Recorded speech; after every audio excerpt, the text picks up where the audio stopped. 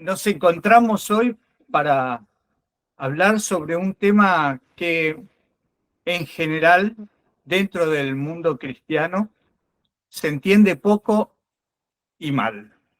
Es un tema difícil porque es Pablo el que mayormente habla de esto en sus epístolas, especialmente en Gálatas y en Romanos. Y el tema es la justificación por la fe. Como es un tema difícil, vamos a orar para pedirle al Señor que Él nos dirija. Amado Señor, queremos poner en tus manos este estudio, que tú limpies nuestra mente de cualquier interferencia que el enemigo quiera poner y que podamos entender tu voluntad, tu mensaje y que sea claro para poder practicarlo en nuestra vida y predicarlo a otros. En el nombre santo de Jesús lo rogamos. Amén. Bueno, ¿por qué digo que este es un tema difícil? Porque este es el tema que originó la Reforma protestante de Martín Lutero. Pero, en realidad, este tema ya había sido introducido dentro del cristianismo católico de aquellos años por Juan Hus y también, en cierta medida, por Wycliffe. Wycliffe, en el 1300, influenció con sus escritos a Juan Hus. Juan Hus produjo una revolución religiosa en Bohemia, lo que hoy conocemos como la República Checa. Y 100 años después, Martín Lutero, sin conocer los escritos de Juan Hus, nuevamente introdujo el tema. En realidad fue Dios el que introdujo el tema. Después, Lutero estudió los escritos de Juan Hus y se sorprendió. Dice, hace 100 años que estas cosas se habían predicado y se nos ocultaron. Obviamente la Iglesia Católica ocultó todo lo que pudo. Todo lo que pudo de la historia del cristianismo fue ocultado por la Iglesia Católica. Incluso los avances de la Iglesia celta, de la Iglesia que, comenzando con los cristianos de Galacia,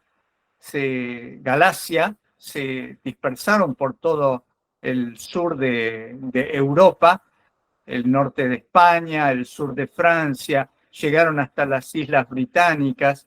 Todos ellos tenían el conocimiento original del Evangelio y fueron sistemáticamente destruidos por la Iglesia Católica, de una u otra manera. Siempre la Iglesia se las arreglaba para introducir personas que, dominando a los reyes de esos lugares, se opusieran a estos hermanos en la fe que eran fieles y que tenían la verdad. Incluso guardaban el sábado. Vamos a ir paso a paso introduciéndonos en el libro de la carta de Romano escrita por el apóstol Pablo. Pedro, refiriéndose a Pablo, dice que el hermano Pablo es difícil de entender. En algunas ocasiones es difícil de entender. En segunda de Pedro, capítulo 3, lo menciona. Y dice, el hermano Pablo tiene algunas cosas que son difíciles de entender. Y el tema es que Pablo era un teólogo. Y la inmensa mayoría de los que escribieron en la Biblia no eran teólogos. Eran solamente hijos de Dios a quien Dios llamaba para hacer una tarea. Moisés no era teólogo, David no era teólogo, incluso Samuel no era teólogo, era un sacerdote, pero no era un teólogo. Un teólogo es aquel que dedica todo el tiempo para investigar y estudiar y enseñar las profecías, la Biblia, y podríamos decir que los teólogos eran, con el correr de los años, los fariseos, ¿no? Desde más o menos 400 años antes de Cristo. Y Pablo era un fariseo. Y entonces cuando Pablo escribe, muchas de esas cosas difíciles de entender que dice Pedro, es porque las escribe con la mentalidad de un teólogo. Y los teólogos muchas veces escriben para teólogos y no para la gente en general. Entonces se le hace difícil a la gente en general entender el pensamiento de los teólogos. Pero allí está, y lo que escribe Pablo es real, y es la palabra de Dios, y es lo que nos lleva al conocimiento de lo que es la justificación por la fe. Por eso que hoy vamos a centrar nuestro estudio en los primeros 3 capítulos de Romanos. Hay más, son como 7 capítulos de Romanos, pero en los primeros 3 es donde está el núcleo central de esto. Si ustedes quieren, antes de llegar a Romano, yo les propongo hacer un viaje un poquito más largo en el tiempo y retroceder hasta la creación. El punto de partida de la justificación por la fe. La palabra fe, tal como aparece en Hebreos, también otra carta escrita por Pablo, nos habla de aquel conocimiento que tenemos de algo que no podemos ver. La fe nos hace creer en cosas que no podemos ver. Y en el capítulo 11 y en otras partes de la carta a los hebreos, se nos menciona personajes que vivieron creyendo en lo que no podían ver. Y eso es lo que agrada a Dios, porque cuando nosotros creemos lo que Dios nos dice sin ver ninguna evidencia, estamos demostrando una fe muy grande. El problema de Adán y Eva en el jardín del Edén, especialmente de Eva, fue que no tenía suficiente fe para creer en la palabra de Dios. Fue engañada por la serpiente. Pero Dios le había dicho a Eva que creyera en su palabra. Y cuando Dios nos dice que creamos en su palabra, a veces nos da evidencia para que creamos, pero a veces no nos da evidencia. Y tenemos que creer que lo que Dios hizo es bueno para nosotros, a pesar de que probablemente jamás en nuestra vida vamos a ver ninguna evidencia de eso. Unas personas esperan un tiempo que ellos consideran relativamente aceptable para ver las obras de Dios. O sea, soy fiel a Dios durante, ponele, qué sé yo, 1 año, 7 años, 10 años. Si Dios no me demuestra en ese tiempo su poder y su grandeza y no recibo beneficios tangibles, entonces dejo de creer en Dios. Pero Dios dice, sé fiel hasta la muerte. Y entonces yo te daré la corona de la vida. Y la muerte puede ocurrir décadas después de nuestro llamado. El Señor nos llama permanentemente a ser fieles cada día de nuestra vida. Y eso fue lo que Él pretendía de Adán y Eva, que fueran fieles siempre. La tentación del árbol no iba a ser permanente, no iba a ser para siempre. Era un tiempo limitado que Dios había puesto. Elena de White dice que Jesús caminó en las pisadas de Adán. Por lo tanto, podríamos inferir Esto no lo dice nadie. Infiero yo que al caminar en las pisadas de Adán, Cristo vivió la cantidad de años que Adán vivió en el jardín del Edén hasta que pecó. Jesús vivió 33, 34 años aproximadamente. Calculo yo que eso habrá sido la cantidad de años que estuvieron en el jardín del Edén sin pecado. ¿Y por qué digo esto? Porque es probable que la prueba Dios la hubiera determinado en 40 años. Los mismos, el mismo número que se usó para castigar al pueblo de Israel en el desierto, para que cambiaran su forma de pensar, murieran los que eran infieles y surgiera una nueva generación que estuviera preparada para entrar en la tierra de Canaán. 40 días estuvo Jesús ayunando, preparándose para su ministerio. Durante esos 40 días Satanás buscó destruirlo. 40 días predicó Jonás en Nínive. Qué sé yo, hay muchos 40 en la Biblia. E intuyo que eran 40 años los que Dios iba a probar a Adán y a Eva. Lamentablemente no llegaron. Dios no se los dijo tampoco, ¿no? Pero el problema central de todo esto es que Eva se cansó de ser fiel a Dios. Eva sucumbió a la evidencia que Lucifer le había planteado.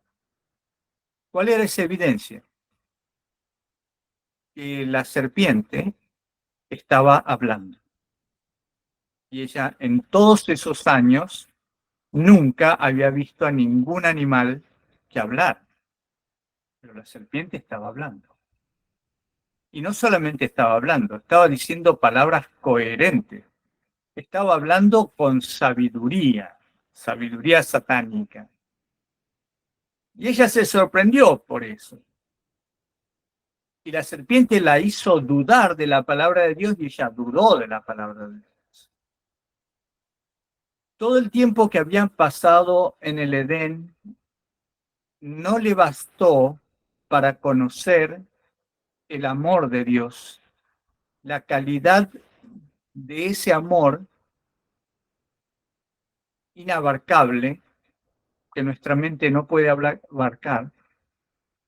El Señor venía todos los sábados a estar con ellos, les relataban la historia de la creación, la historia del universo, la historia del pecado. No terminó de convencerla a él. Evidentemente, Eva necesitaba algo más. Y ese algo más se lo dio Satanás. Eran evidencias. Hasta ese momento nunca había tocado el árbol del conocimiento del bien y del mal. No lo había tocado. No se había acercado al árbol. Tal vez lo veía de lejos y pensaba, ¿qué tendrá ese árbol? Pero ella no entendió que el veneno de ese árbol no estaba en la fruta, estaba en la desobediencia, estaba en dejar de creer en el amor de Dios por sus hijos.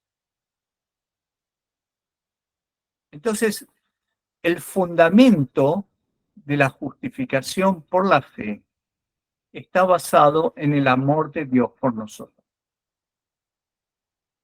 Ese amor reflejado en la vida, en el ministerio y en la muerte de Jesús, que dice que te amo tanto que doy mi vida para salvar.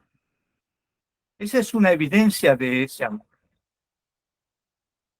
Pero ha pasado tanto tiempo Y Satanás ha oscurecido tanto el panorama que la humanidad desprecia ese amor. Y los cristianos no entienden la magnitud de ese amor. La justificación por la fe es creer que con todo lo malo que somos, de todas formas, podemos obtener la salvación. Porque el Señor nos ama de una manera imposible de entender. El clásico y conocidísimo versículo de Juan 3:16, Jesús nos dice que Dios nos ama de tal manera que dio a su Hijo unigénito para que todo aquel que en Él crea no se pierda, sino que tenga vida eterna. El Antiguo Testamento, y Pablo lo refiere ahí en Romanos capítulo 1, dice, mas el justo vivirá por la fe. ¿Fe en qué? ¿Fe en quién? Fe en el amor inmenso de un Dios que te quiere salvar, que no desea que te pierdas. Lo que Dios hizo es para salvar, no para perder a la humanidad. La humanidad se pierde por su propia voluntad. Vamos a leer ahora algunos pasajes que se encuentran en Romanos capítulo 1, 2 y 3. Vamos a leerlos y les voy a explicar qué es lo que significa lo que está diciendo Pablo. En el capítulo 1 dice Pablo, desde el versículo 16, no me avergüenzo del Evangelio porque es poder de Dios para salvación de todo aquel que cree, del judío primeramente y también del griego, pues en el Evangelio la justicia de Dios se revela por fe. O sea, justicia de Dios se revela por fe, justificación por fe. Y para fe, como está escrito, mas el justo por la fe vivirá.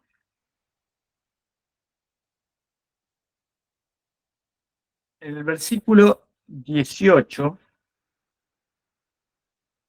este versículo está referido en Habacuc, ¿no? Habacuc 2:4. Bien, el versículo 18 dice, la ira de Dios se revela desde el cielo contra toda impiedad e injusticia de los hombres que detienen con injusticia la verdad. Veamos. ¿Qué es lo que lo enoja a Dios? La actitud de aquellos que entorpecen el camino de la verdad. Los que ponen trabas para que la gente no llegue al conocimiento de la verdad. Ya lo dijo Jesús. Ay de aquel que pone trabas para perjuicio de mis hijos. Mejor les convendría que se atara una piedra de molino y se tirara al fondo del mar. Porque hay personas que intencionadamente ocultan la verdad porque no les conviene que se conozca la verdad. Este es el principio que utilizó Lucifer en el jardín del Edén. Él cuando tentó a Eva le ocultó la verdad. Él le dijo que el comer el fruto era lo que le había dado la posibilidad de hablar, y no era verdad.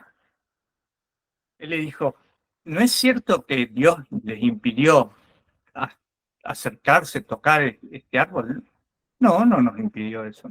Nos impidió que lo comamos.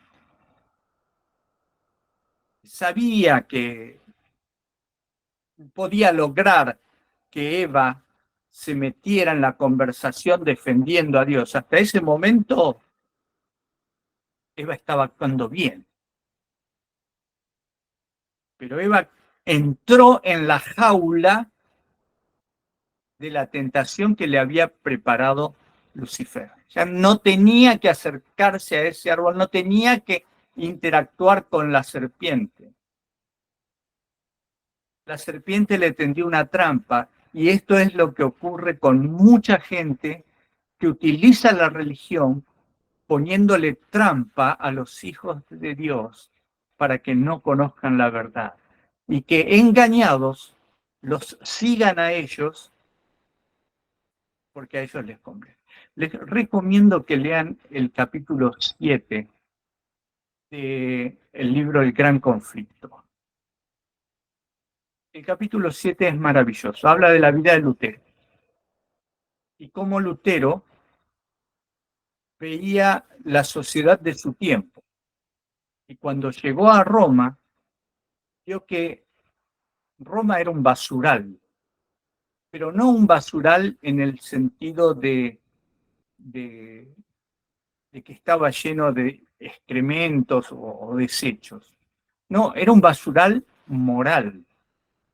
Eso es lo que vio Lutero. Y eso es lo que lo llevó a pensar de que no estoy en la religión correcta, o por lo menos esta no es la religión correcta. Porque cuando llegó a Roma, él ya había tenido contacto con la Biblia. Dice el capítulo 7 del Gran Conflicto que Lutero, que ya era un sacerdote, que ya era un monje, un estudioso de los libros de la iglesia, nunca había conocido la Biblia. De oídas había escuchado algún versículo bíblico, había leído los libros de la patrística de los padres de la Iglesia Católica que mencionaban algún versículo por ahí. Él creía que eso era todo. O sea que la palabra de Dios eran 10 versículos. No dice 10 versículos, pero pónganle, era muy poquito. Y que todo lo demás eran las interpretaciones de esos 10 versículos.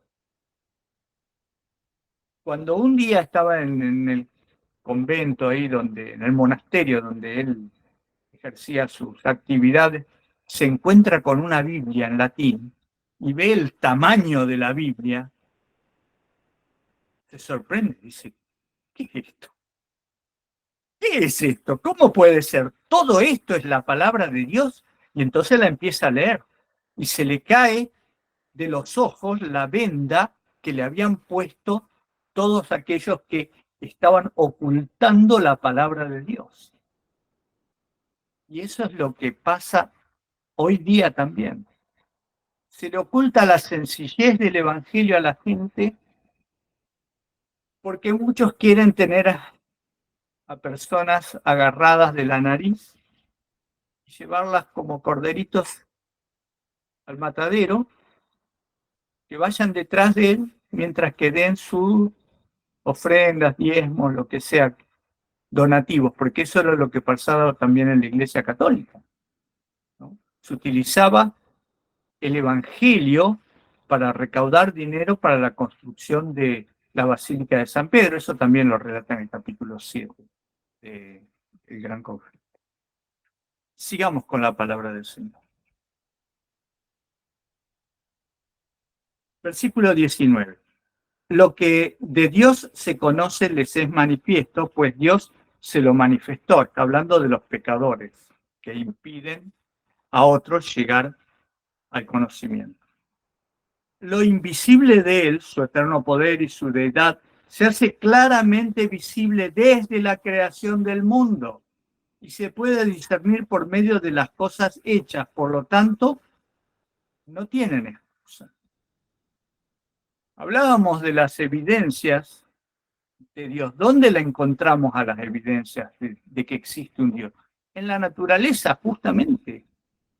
En la naturaleza. En la predicación sobre el día de reposo que hicimos anteriormente, yo les hablaba de la necesidad que tiene el ser humano de conectarse con la creación de Dios, por lo menos un día a la semana. Dios dice, vivan en el campo, vivan en la naturaleza, van a estar conectados con lo que yo hice para ustedes todos los días. Pero si por alguna circunstancia usted todavía no salió, vive en la ciudad, los sábados salga. No se quede solamente con el culto de la iglesia a la mañana. Salga a la tarde, conéctese en algún parque, en algún lugar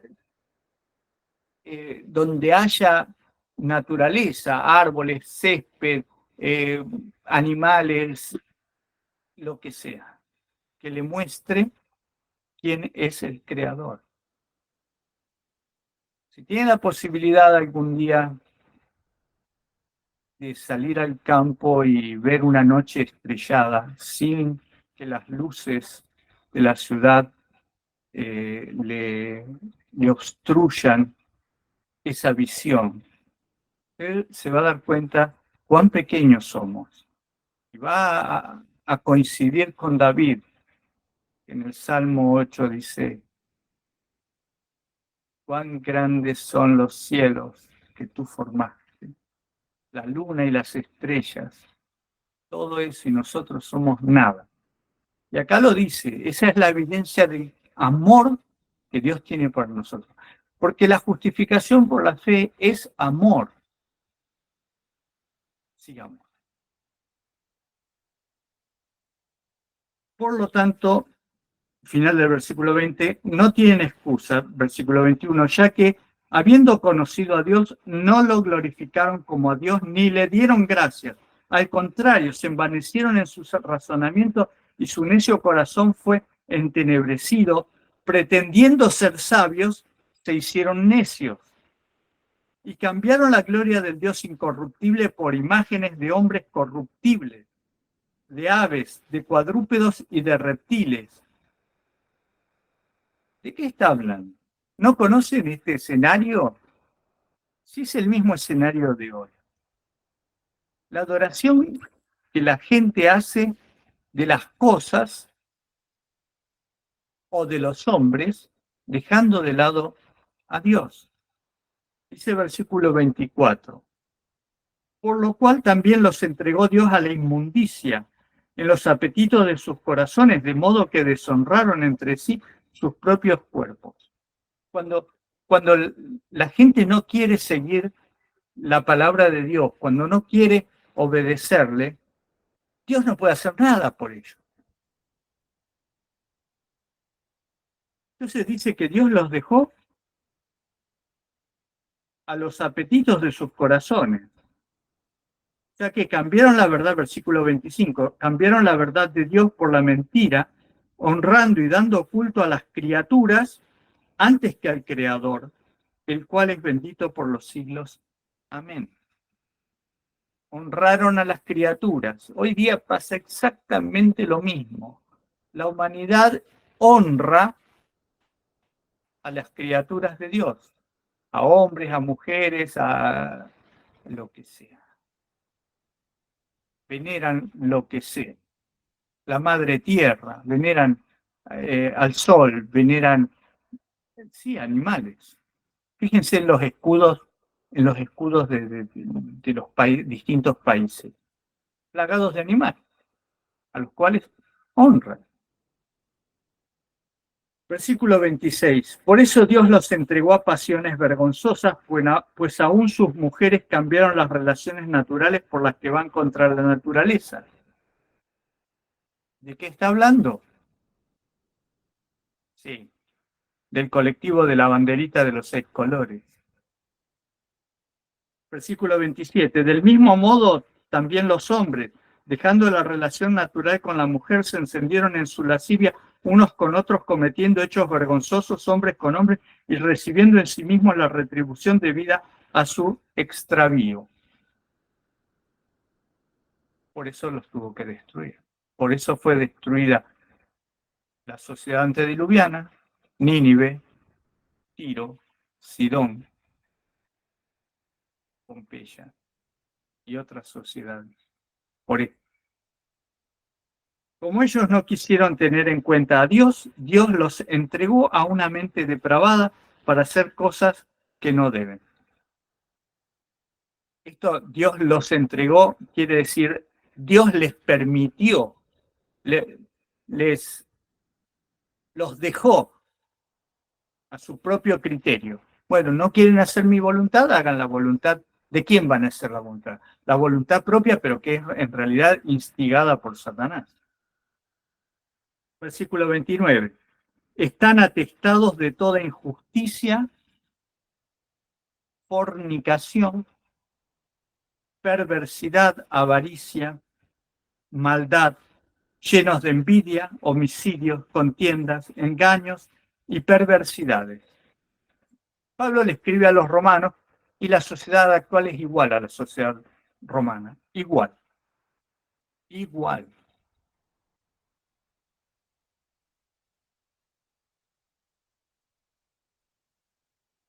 Son murmuradores, calumniadores, enemigos de Dios, injuriosos, soberbios, vanidosos, inventores de males, desobedientes a los padres, necios, desleales, sin afecto natural, implacables, sin misericordia. Esos, aunque conocen el juicio de Dios, que los que practican tales cosas son dignos de muerte, no solo las hacen, sino que también se complacen con los que las practican. Ahí entra todo. Se complacen con cosas inmundas, aunque saben que eso está mal. Capítulo 2, versículo 1. Por eso eres inexcusable, hombre, tú que juzgas quien quiera que seas, porque al juzgar a otro te condenas a ti mismo, pues tú que juzgas haces lo mismo. Todos los versículos anteriores eran para los que no quieren a Dios. No les importa, lo niegan, no existe Dios, hacemos lo que nos viene en gana. Pero este versículo es para nosotros, los que sí conocemos, pero toleramos. Versículo 2 del capítulo 2. Pero sabemos que el juicio de Dios contra los que practican tales cosas es según la verdad. Y tú, hombre, que juzgas a los que hacen tales cosas y haces lo mismo, ¿piensas que escaparás del juicio de Dios? ¿O menosprecias las riquezas de su benignidad, paciencia y generosidad, ignorando que su benignidad te guía al arrepentimiento? Este capítulo es para nosotros, los que decimos creer en Dios. Y que viendo todas estas cosas, no hacemos nada. Nos complacemos o lo juzgamos, pero hacemos lo mismo. O sea, casi que somos peores porque lo hacemos a escondidas, para que no se dé cuenta nadie. Lo cual nos lleva a Ezequiel capítulo 8. No lo vamos a leer, pero léanlo. Ezequiel capítulo 8 relata todas las inmundicias que se hacían dentro del pueblo de Israel, dentro de la dirigencia del pueblo de Israel, los líderes. El pueblo también practicaba. Y es lo mismo que está diciendo acá.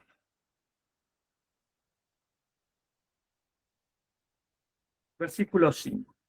Pero por tu dureza y por tu corazón no arrepentido, atesoras para ti mismo ira para el día de la ira y de la revelación del justo juicio de Dios, el cual pagará a cada uno conforme a sus obras. Vida eterna a los que perseverando en hacer el bien buscan gloria, honra e inmortalidad, pero ira y enojo a los que son contenciosos y no obedecen a la verdad, sino que obedecen a la injusticia. Lo que está diciendo acá Pablo es que nuestra tarea es trabajar en favor, dice, perseverando en hacer el bien. Buscan gloria, honra e inmortalidad.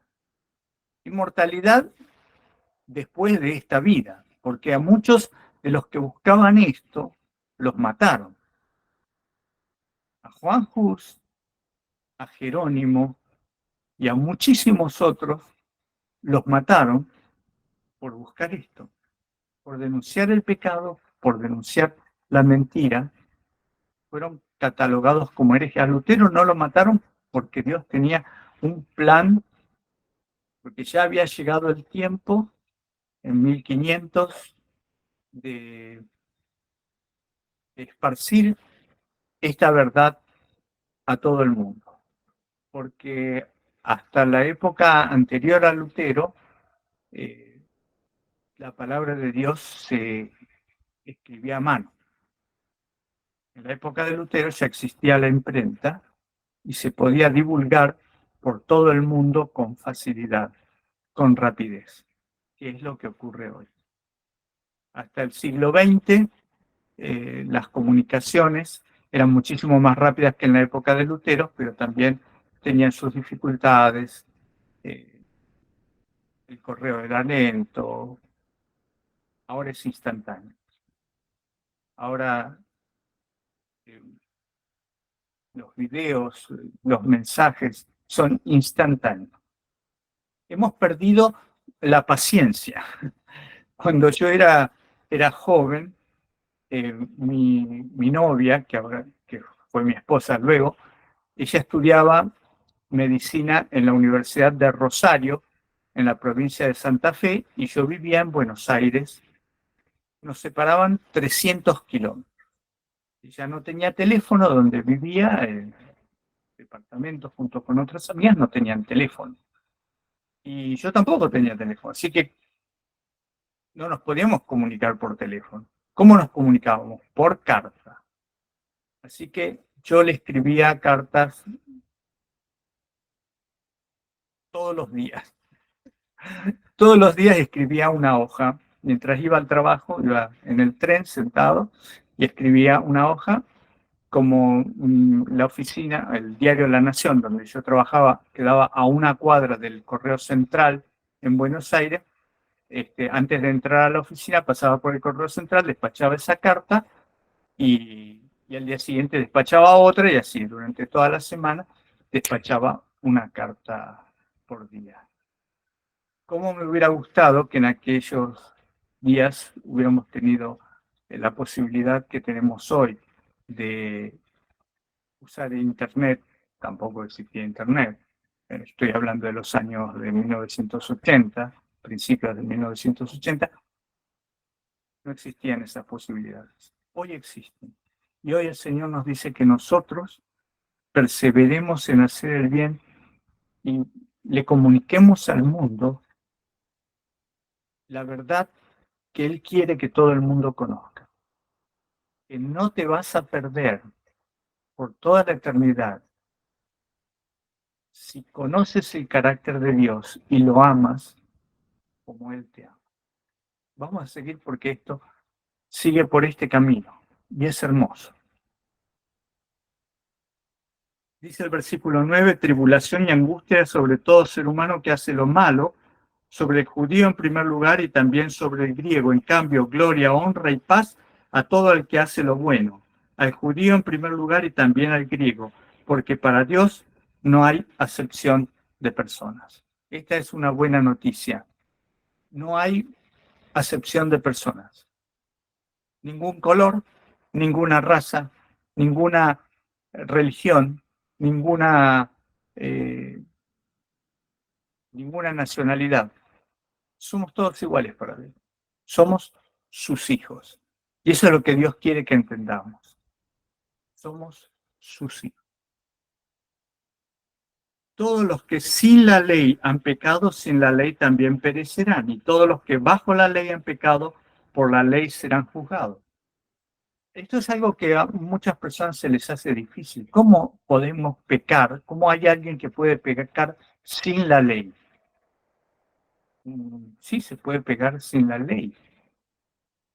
Pero si no existe la ley, entonces no hay pecado. Veamos. No son los oidores de la ley los justos ante Dios, sino que los que obedecen la ley serán justificados. cuando los gentiles que no tienen la ley hacen por naturaleza lo que es de la ley, estos, aunque no tengan ley, son ley para sí mismos. Esa es la respuesta. Ellos no conocen la ley que Dios escribió en tablas de piedra, pero Dios la escribió en sus corazones también. Dios lo escribió en los corazones de cada ser humano de la humanidad desde Adán hasta ahora. Cada ser que Dios creó tiene el sello de Dios en su corazón, que es su ley. Y su ley es que la ley de Dios es muy simple. La ley que rige el universo, Jesús lo dijo, son solo dos mandamientos. Amar a Dios sobre todas las cosas y a tu prójimo como a ti mismo. Listo. Se termina en esto, se resume todo, dijo Jesús. Y entiéndelo. Si te amas a ti mismo, no estás amando a Dios. Si te amas a ti mismo, vas a ceder a las tentaciones del enemigo. Ahora, si amas a Dios por sobre todas las cosas, la consecuencia natural es que vas a amar a tu prójimo. Porque de la misma forma que Dios te ama a ti, es como tú vas a amar a tu prójimo. De la misma forma que como tú amas a Dios, vas a entender el amor de Dios y vas a amar a tu prójimo. Y vas a dejar el amor a ti mismo en último lugar. Es más, te vas a olvidar que te amas a ti mismo. Te vas a olvidar, porque va a ser tan natural tu vida, va a ser tan despreocupada, que los problemas del mundo no te van a interesar. Los problemas que Satanás va a traer cada día a tu vida, tú los vas a poner en las manos de Dios y Dios se va a ocupar. El Señor dice, si tú te ocupas de los demás, yo me ocupo de ti, porque yo quiero hacerte a ti un agente de bendición para los demás. No es que yo no pueda llegar a los demás, pero quiero llegar a través tuyo. Por eso el Señor dice que nosotros seamos imitadores de Él. Pablo también lo dice. Que nosotros imitemos a Jesús en nuestra vida, atraeremos a todos hacia el Padre. Hacia Cristo en primer lugar y luego hacia el Padre, que es la fuente del amor. Todo esto, todo este problema en el cual estamos metidos, es un problema de amor. El egoísmo es amor. Amor a mí mismo. Dios quiere que ese amor a nosotros mismos lo anulemos y lo reemplacemos por el amor a Él. Pero ¿cómo podemos amar a alguien a quien no conocemos? Él, como nos ama, puso su ley en nuestro corazón. Por eso es que los niños saben, sin que nadie les haya dicho nada, qué es mentira y qué es verdad. Ellos saben, ellos entienden mucho más de lo que nosotros creemos. La mayoría de la gente dice, no, es chiquito, ¿qué va a entender? Este es chiquito. Sí, es chiquito, pero no es tonto. Es chiquito, pero él entiende. Cuento una infidencia. Hace 3 días, más o menos. Estaban mi hijo, uno de mis hijos, que está casado, que tiene 2 hijos. En realidad, el mayor falleció, pero está su hermanito, que está vivo y tiene 2 años, va a cumplir 2 años ahora. Estábamos almorzando en casa y la madre, mi nuera, le dice, Tomás, se llama Tomás Etienne. Etienne es la forma francesa de decir Esteban, Etienne. Dice, ¿cómo te vas a portar hoy? Porque había estado haciendo algunos líos por ahí, pero nada, cosa de niños de 2 años, lo había estado zamarreando un poco al gato. Tenemos un gato acá. Entonces le dice, Etienne, ¿cómo te vas a portar hoy? Y él la mira y le dice, mal. ¿Cómo mal? Sí, mal. No, te tenés que portar bien. Y él se quedó mirando. Pero no, él no se quería portar bien, se quería portar mal. O sea, entendía que zamarrear al gato, acariciarlo a su manera, con sus manitas, lo aprieta, lo besuquea un poco. Era estar en contra de lo que la madre quería. Entonces, él sabe que eso es mal. 2 años. Y nosotros que somos adultos o jóvenes, no vamos a saber lo que está mal, sí lo sabemos. Sabemos. No hacemos lo que está bien porque no queremos. Igual que mi nieto, ¿no? Él prefería portarse mal. Y eso es lo que preferimos nosotros, portarnos mal. Sigamos.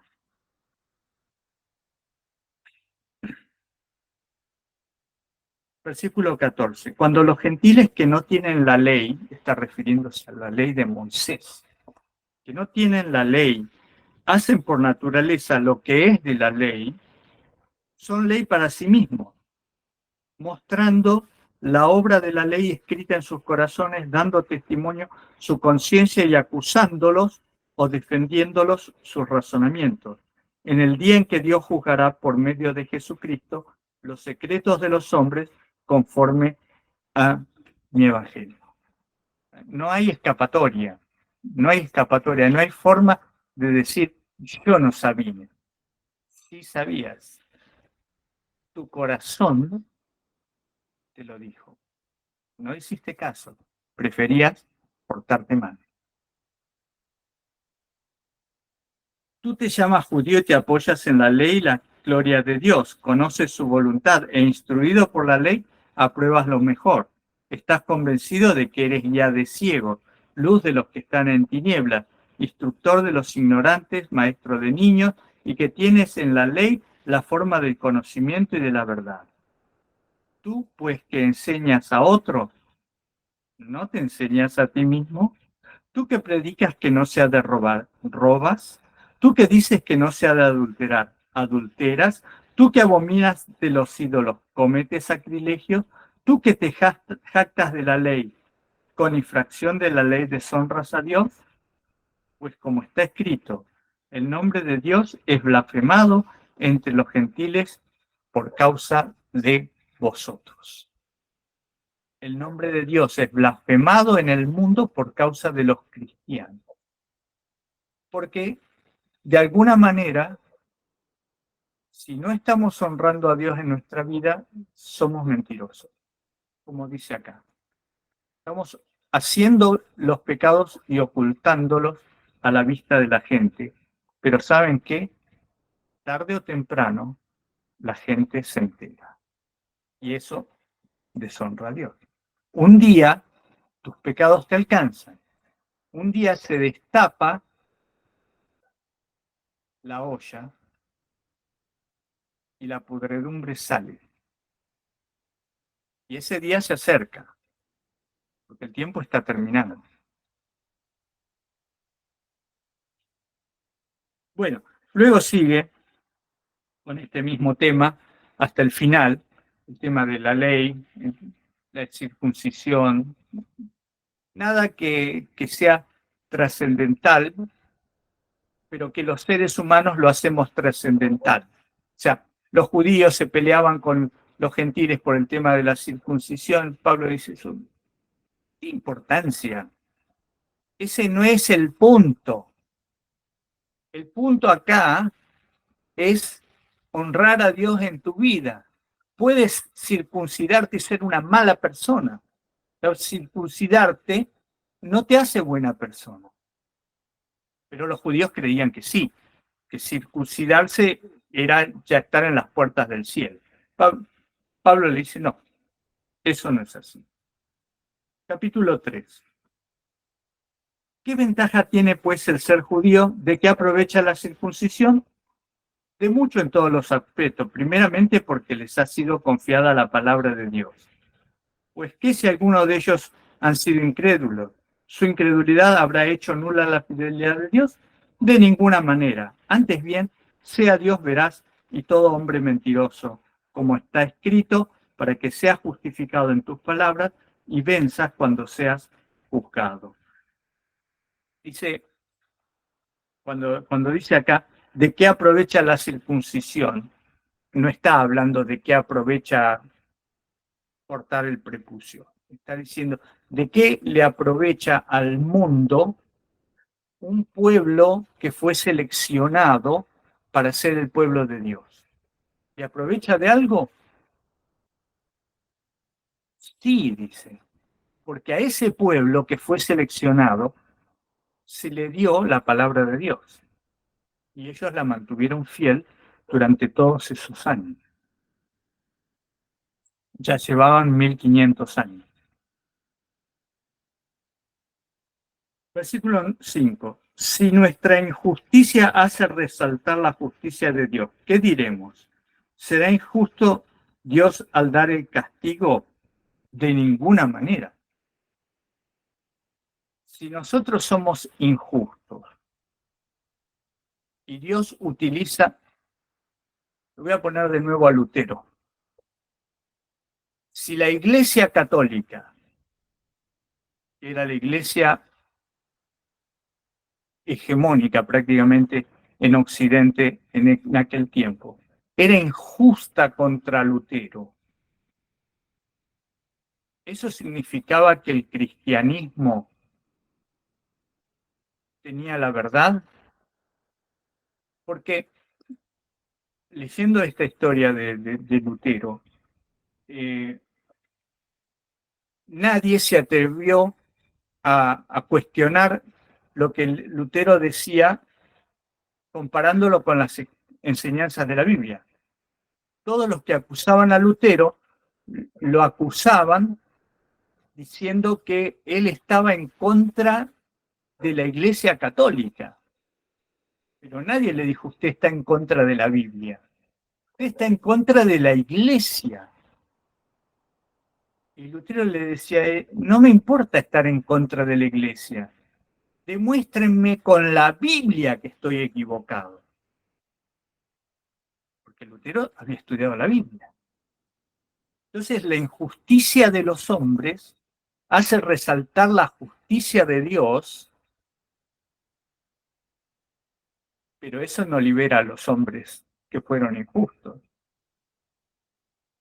Dios se manifestó en la vida de Lutero mostrando que Lutero tenía la razón y produjo un movimiento que hizo explotar a Europa. Algo que Lutero no quería. Al principio él no quería separarse de la Iglesia Católica. Era la única iglesia cristiana que él conocía en aquel tiempo. Él creía que podía reformar a la Iglesia desde adentro, pero no se pudo. Tuvo que salirse. En realidad lo echaron, pero no se podía. No se pudo. Hasta el día de hoy no se pudo.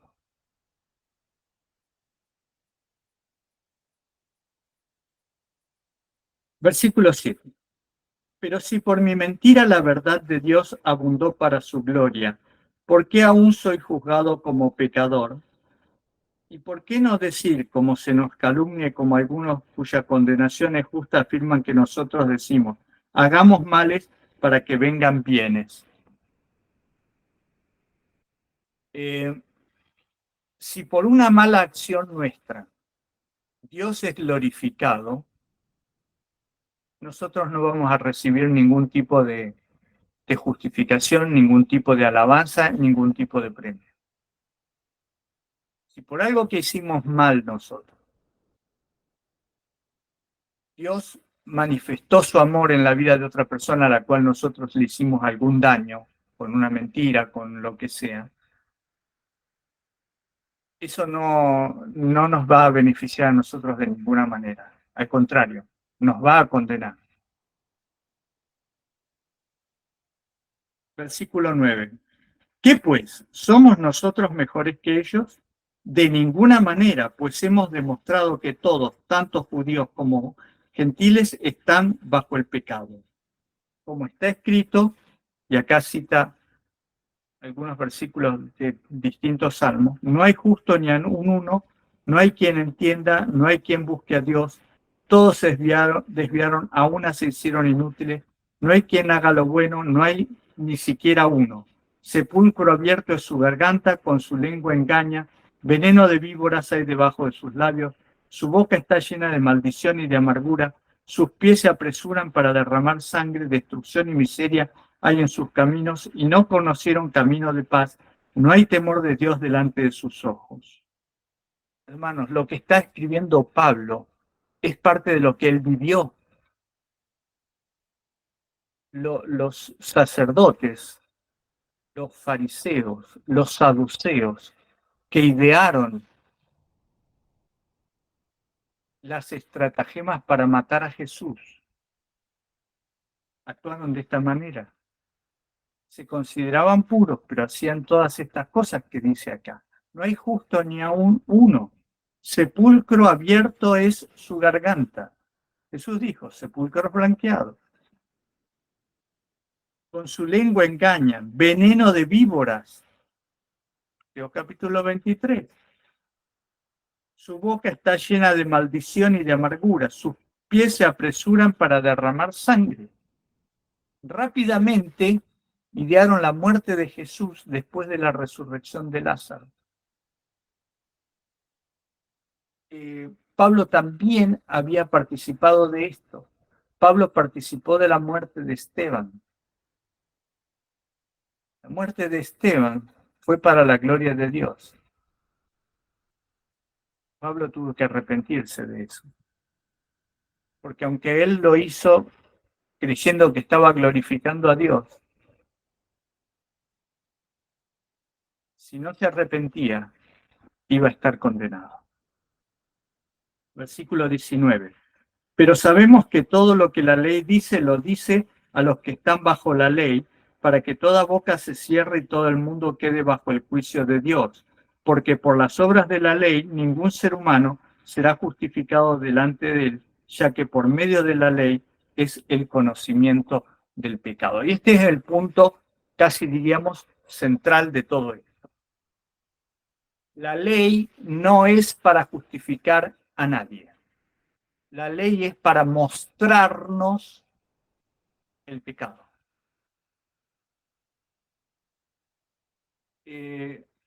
Si Dios no le hubiera dicho a Adán y a Eva que no comieran del árbol del conocimiento del bien y del mal, y ellos no conocían el nombre del árbol, era un fruto, había miles de árboles en el jardín del Edén y en todo el planeta Tierra, montones de árboles que eran saludables y que Dios les había dicho vayan y coman, veían un árbol, lo comían y ya está. No les pasaba nada. El árbol no era venenoso. El fruto no era venenoso. Eva lo comió y no murió. Adán lo comió y no murió. El fruto no era venenoso. La acción de ellos era venenosa. Dudar de la palabra de Dios era venenoso.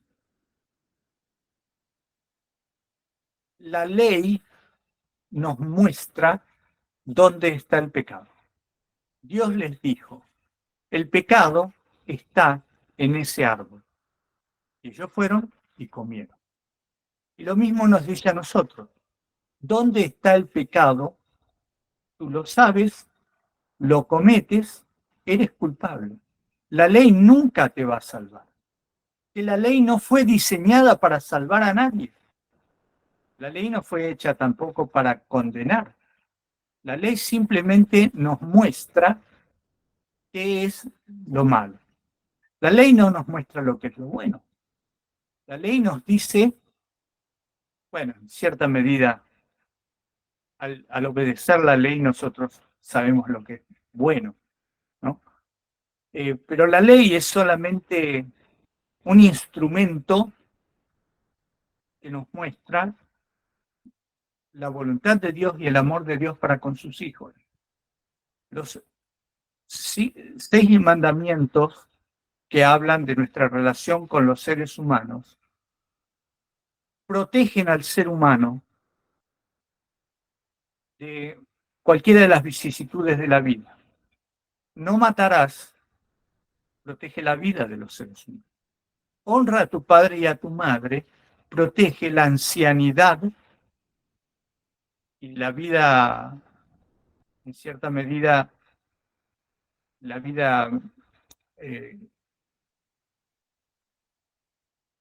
mental de tus padres, ¿no? Porque los padres están preocupados por sus hijos siempre. ¿Dónde estarán? ¿Qué estarán haciendo? Eh, yo tengo 4 hijos y ya no viven con nosotros, pues ya son grandes. La menor va a cumplir 29, tiene 28 años. Eh, cada uno de ellos tiene su vida, no dependen de nosotros. Pero nosotros estamos preocupados y oramos todos los días por ellos, para que el Señor esté en cada una de las actividades y que ellos glorifiquen en su vida a Dios.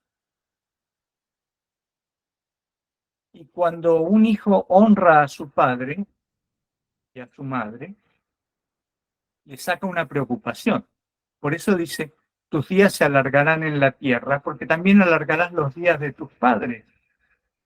Te preocuparás de ellos en la vejez. Mi suegro tiene 91 años. Todavía vive. Mi esposa, que es su hija, y como les dije, es médica, todos los días se está preocupando de la salud de su padre. Si tomó las medicinas que tiene que tomar, si caminó lo que tiene que caminar, si comió lo que tiene que comer, todos los días. Es raro, bueno, cuando nos vamos de vacaciones, pero deja a alguien al cuidado. Sabe exactamente lo que le está pasando al padre, si le subió la temperatura o le bajó o esto o aquello. Todo el tiempo. 91 años. Eso es lo que dice la palabra de Dios. Honra a tu padre y a tu madre para que se alargue la vida de ambos, la tuya y la de ellos. Y todos los otros, no cometerás adulterio, augura un matrimonio feliz y un hogar feliz, con hijos felices, etcétera, ¿no? O sea, no mentir, no robar. Todo es un resguardo para la felicidad del resto de la humanidad. Y los primeros 4 es nuestra relación con Dios, simplemente no es que Dios necesite que nosotros lo honremos, pero a Él le gusta que nosotros lo honremos y que lo consideremos nuestro Padre Celestial, nuestro protector, nuestro amigo, nuestro Dios, el que nos protege, nos cuida y nos ama. Vamos a seguir para terminar con esto, que dice, versículo 23, por cuanto todos pecaron y están destituidos de la gloria de Dios y son justificados gratuitamente por su gracia mediante la redención que es en Cristo Jesús, a quien Dios puso como propiciación por medio de la fe en su sangre para manifestar su justicia a causa de haber pasado por alto en su paciencia los pecados pasados, con miras a manifestar en este tiempo su justicia, a fin de que Él sea el justo y el que justifica al que es de la fe de Jesús. Esto es todo. Como la ley no nos puede salvar, estamos condenados. Una vez que quebrantamos la ley, estamos condenados. Entonces Jesús viene y muestra sus manos perforadas por los clavos y le dice al Padre, Padre, yo pagué por él, por ella. Perdona. Y el Padre porque ama a su Hijo, porque su Hijo hizo la voluntad del Padre, nos perdona a nosotros. ¿Y qué nos da? La vida eterna. ¿Y nosotros qué hacemos? Volvemos a pecar. Una y otra vez. Porque somos débiles. ¿Saben? Todos nacemos débiles. Pero nos vamos fortaleciendo con el ejercicio. Por eso también uno de los 8 remedios naturales es el ejercicio. Tenemos que hacer ejercicio. Ejercitar nuestra vida para ir venciendo el pecado día a día, para que el Señor, nuestro Dios, no pase vergüenza delante de la gente, sino que sea glorificado. El pecado no se puede vencer, dicen algunos. Sí, el pecado se puede vencer. Dios sería muy injusto de poner leyes que no se pueden cumplir. Y Dios no es injusto. Entonces puso leyes que sí se pueden cumplir. Y si no las queremos cumplir es por nuestra propia voluntad, como decía en el capítulo 2 de Romanos. Sabemos lo que es bueno, no lo hacemos y le decimos a Dios, no puedo, Señor, no puedo, esto no lo puedo hacer. No, no es así. No es no puedo. La verdad es no quiero. No te amo lo suficiente como para hacer el esfuerzo para dejar este pecado. Este pecado me gusta mucho. Amo este pecado más que a ti.